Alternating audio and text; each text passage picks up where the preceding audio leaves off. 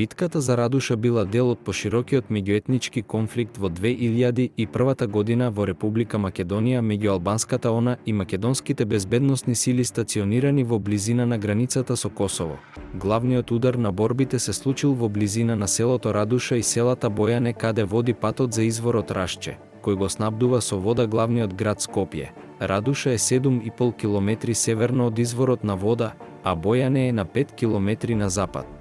Предходно ОНА го прекинала водоснабдувањето во Липковската брана, која го обезбедува градот Куманово со вода и струја, предизвикувајќи хуманитарна криза во градот.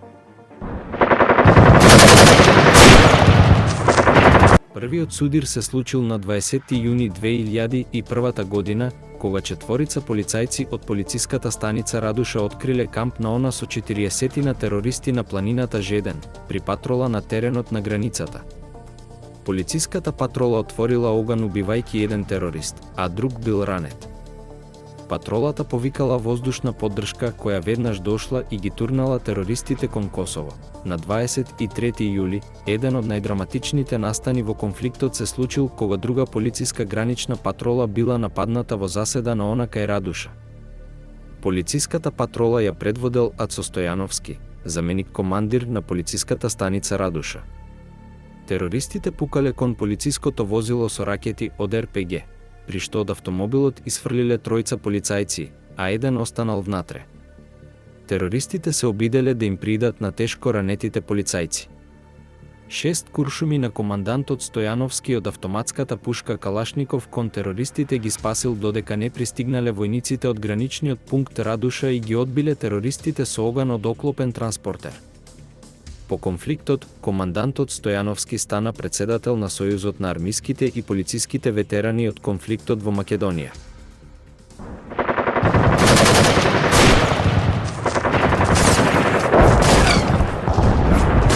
Во раните утрински часови на 10 август 2001 година, ОНА започнала офанзива од областа Кривеник во Косово, напаѓајќи ја територијата на Македонија во регионот на Радуша.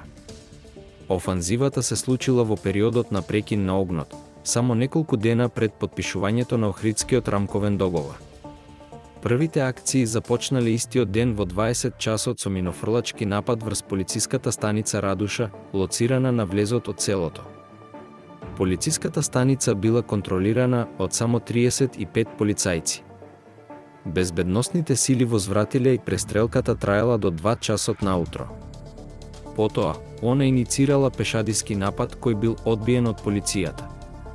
За време на нападот бил повреден еден полицаец. Според информациите до кои дошла македонската разузнавачка служба, нападот го извршиле повеќе од 600 терористи на ОНА, поддржани од доброволци од Косовскиот заштитен корпус.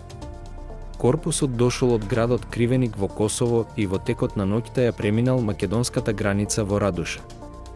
Според истите информации, планот на ОНА бил неутрализирање на безбедносните сили во пределот на селото Радуша, потоа продирање на југ и заземање на изворот Рашче, кој го обезбедува македонскиот главен град Скопје со вода за пиење. Министерството за внатрешни работи самостојно прогласи состојба на тревога и испрати одреди на специјалната полициска единица Тигар да го прокопаат и обезбедуваат изворот Рашче. Други 4 на Тигрите биле испратени да спасат 35 полицајци опколени во станицата Радуша. Поради недостигот на артилериска поддршка и огромниот број на терористи, тие копале ровови на позиции надвор од Радуша. Министерот за внатрешни работи Љубе Бошковски и премиерот Љупчо Георгиевски побараа од председателот Трајковски итно активирање на армијата за да се неутрализира инвазијата од Косово. Председателот, сепак, тоа го одбил. Во меѓувреме, опколените полицајци во станицата Радуша биле оставени сами на себе. На 11 август, вториот ден од битката, ОНА го започнала најсериозниот напад врз безбедносните сили во Радуша. Околу 200 терористи со минофрлачи, автоматски пушки и снајперски оган го нападнале граничниот пункт Радуша. Граничниот пункт на армијата, лоциран меѓу селата Кучково и Радуша, бил управуван од 25 војници со минофрлачи, автоматски пушки, еден тенк и 3 оклопни транспортери. Во исто време, ОНА извршила уште еден напад врз опколената полициска станица во селото Радуша. Војската и полицијата возвратиле со оган. Терористите успеале толку да се приближат што почнале да ја сечат жичената ограда. Војниците ги одбиле сите напади на армиската гранична станица, а сведоците велат дека можеле да ги наблюдуваат терористите како ги носат телата на многобројните мртви и ранети. Полицајците успеале да ги одбијат и сите напади извршени на 11 август.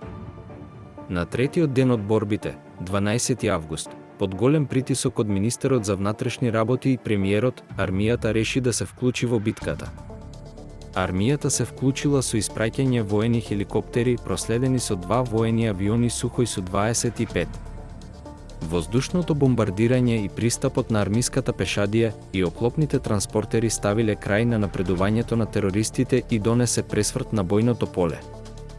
Терористите на ОНА се повлекле во своите ровови и земјени бункери на нивните првични позиции околу селото Радуша, пошто избегале во Косово. По пробивањето, војската ги извлекла 35 полицајци со нивната опрема и ги префрлила на постратешка позиција на патот од рудникот Радуша кон Скопје. 170 полицајци биле додадени за да се зајакне оваа нова позиција. Армијата ги засилила и веќе воспоставените позиции за одбрана на водните извори Рашче. Иако во првите 2 дена од битката имало сериозна некоординација меѓу македонската војска и полиција, армијата била притисната да интервенира за да ја спречи ОНА да ја преземе контролата врз целата територија околу Радуша.